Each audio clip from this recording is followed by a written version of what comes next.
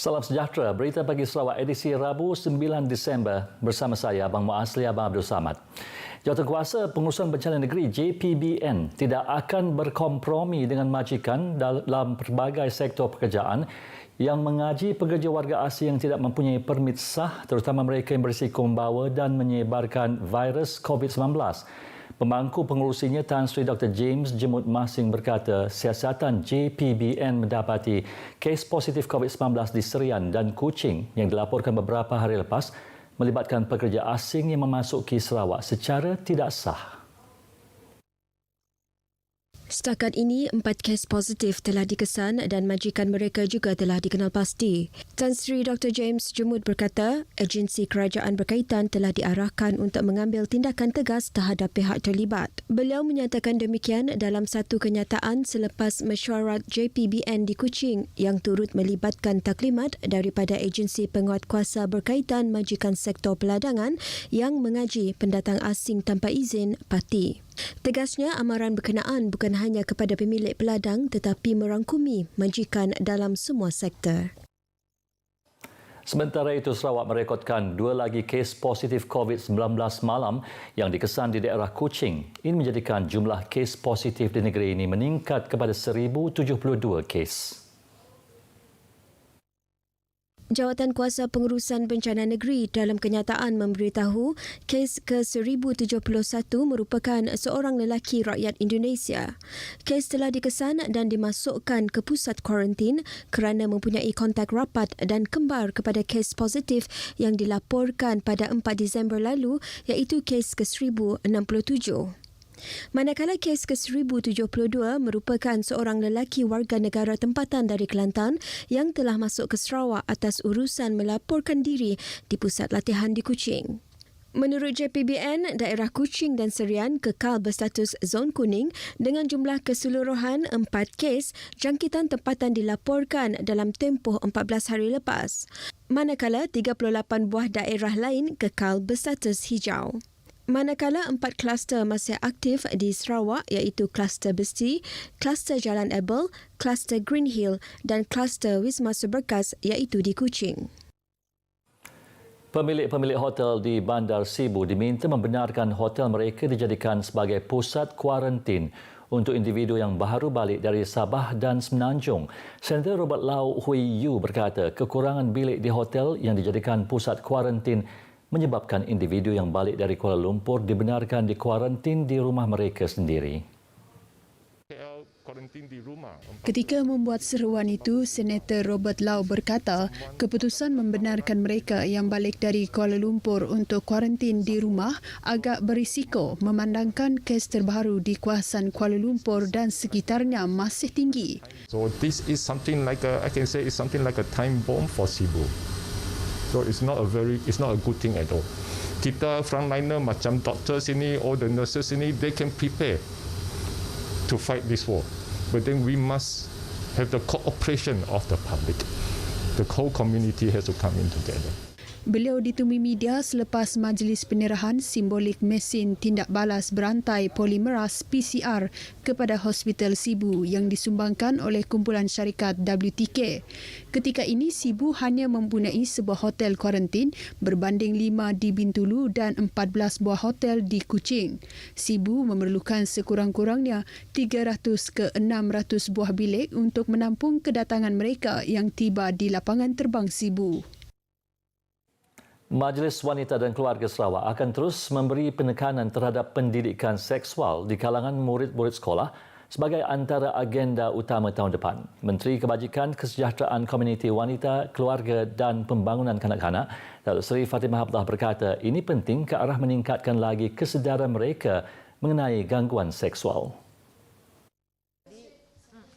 Antaranya mendidik mereka mengenai hak-hak sebagai seorang kanak-kanak, mengetahui definisi sentuhan mencabuli kehormatan serta pentingnya membuat laporan jika diganggu secara seksual oleh orang dikenali ataupun tidak dikenali.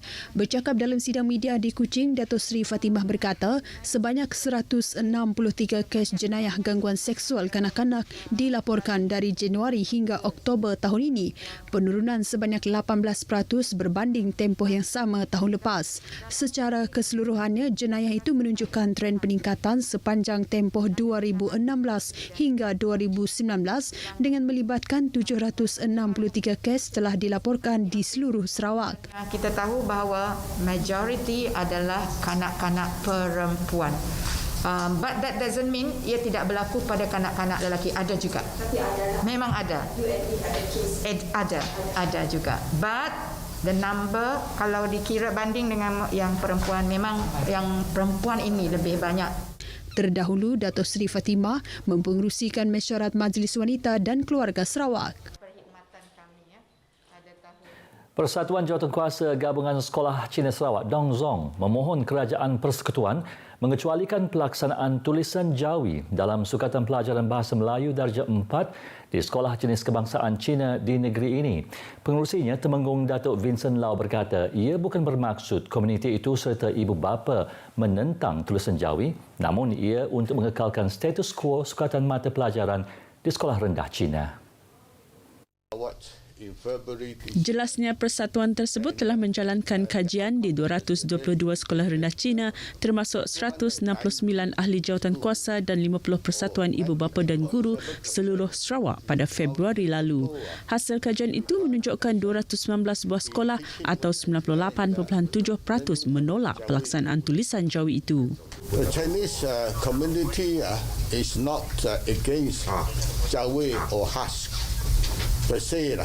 Instead, we respect Jawi cultural and religious identity. We are disappointed that the Ministry of Education insists on the implementing the teaching and learning of the Jawi. Beliau ditemui media selepas mengadakan kunjungan hormat terhadap Ketua Menteri, Datuk Patinggi Abang Johari Tun Openg di Wisma Bapa Malaysia Petrajaya Kuching. Temenggung Datuk Vincent turut menzahirkan ucapan terima kasih kepada kerajaan negeri atas sokongan dan pengiktirafan terhadap pendidikan sekolah Cina termasuk memberi dana setiap tahun. Menanam padi 2 kali setahun bukan lagi sesuatu yang sukar dilakukan, lebih-lebih lagi dengan penggunaan teknologi serta infrastruktur yang baik. Inilah yang dibuktikan oleh 21 pemilik tanah di Kampung Limau Pantu di Seri Aman, di mana bulan Disember ini adalah musim menuai padi di kampung mereka. Projek penanaman padi 2 kali setahun ini mula dilaksana pada pertengahan Ogos lepas di kawasan seluas 15 hektar dengan menyasarkan hasil 4 tan metrik sehektar. Penggunaan benih padi variti moden yang berkualiti tinggi juga salah satu faktor penting. Projek perintis di Kampung Limau ini menggunakan benih padi dari variti MR269 dengan tempoh matang yang singkat. Padi dari variti ini dapat dituai dalam tempoh 3,5 bulan hingga 4 bulan selepas ditanam. Jabatan Pertanian bahagian Seri Aman berharap projek ini dapat membuka minda petani selain menarik minat mereka beralih kepada aktiviti penanaman padi secara moden. Sebab motif kita adalah untuk untuk melahirkan usahawan dalam bidang pembangunan industri padi lah, supaya kita boleh bergerak sama dengan pihak Semenanjung lah. Mula-mula si kalit atino tamanya berundang ke Tegal pemansang ke deto nyaute yang guna injin magang pakai itu nambak yang guna injin tahu tadi kita mendang guna injin maja yang guna drone kami deto semua tanya mai bekerja nak deto lawan teknologi baru detonya semua tanya mudah magang ransiang ati aku oke ndak ransiang lagi mah mula-mula itu laban dulu tu kemarin kira ke beri kampung menua tu kuasaan tu tadi. Begini nak utai tu jadi lah. Pihak aku fikir hati aku kira kan tak percaya saya. Lemah udah kepuas tidak udah ngatur utai udah bersih megang sampai ke dia tu utai udah jadi padi merti ya. Nyo gagal saya hati. Hasil benih padi yang dituai kali ini akan dihantar ke Pusat Pemprosesan Benih Padi di Stumbin sebelum diedar kepada petani di kawasan Seri Aman yang berminat untuk menanam padi 2 kali setahun. Sementara itu, Menteri Muda Pemodenan Pertanian, Tanah Adat dan Pembangunan Wilayah, Datuk Roland Sagah Wee In berkata, sejumlah 2,829 hektar kawasan disasarkan untuk tanaman varieti padi moden 2 kali setahun menjelang tahun 2030 melibatkan semua skim pengairan di seluruh negeri. Beliau berkata Sarawak seharusnya mampu mencapai 70% sara diri beras dalam tempoh 10 tahun akan datang. Ketika ini, tahap sara diri beras masih rendah iaitu hanya 51% sahaja. Antara variti padi moden yang telah ditanam dan akan diperkenalkan di negeri ini adalah MR269 dan MR297 yang mempunyai tempoh matang yang singkat iaitu sekitar 3 bulan setengah ke 4 bulan selain mampu mengeluarkan hasil yang tinggi. Dato' Roland Sagah berucap pada Majlis Penuaian Benih Padi Berkualiti di Kampung Limau di Pantuk, Seri Aman. 2 lagi inisiatif yang akan membantu mencapai sasaran sara diri beras ialah penambahbaikan infrastruktur ladang dan penggunaan mekanisasi ladang. Tahun lepas sahaja jumlah kawasan padi di Sarawak ialah 61,000 hektar namun kebanyakannya bersaiz kecil dengan purata hasil 3.1 tan metrik sehektar. Daripada jumlah tersebut, kira-kira 7,000 hektar berada dalam skim Jabatan Pengairan dan Saliran. Nasib seorang orang kurang upaya OKU buta penglihatan Indoi Anak Mesir di Kampung Batu Danau Limbang mendapat perhatian Ahli Dewan Undangan Negeri Batu Danau Paulus Palugumbang yang tampil menghulurkan bantuan membaiki rumahnya. Bantuan tersebut bagi membaik pulih beberapa bahagian rumah tersebut yang kurang selamat untuk didiami. Ini merupakan kali kedua bantuan tersebut diberikan iaitu bagi membaik pulih bahagian bilik, tangga, tandas dan lantai rumah.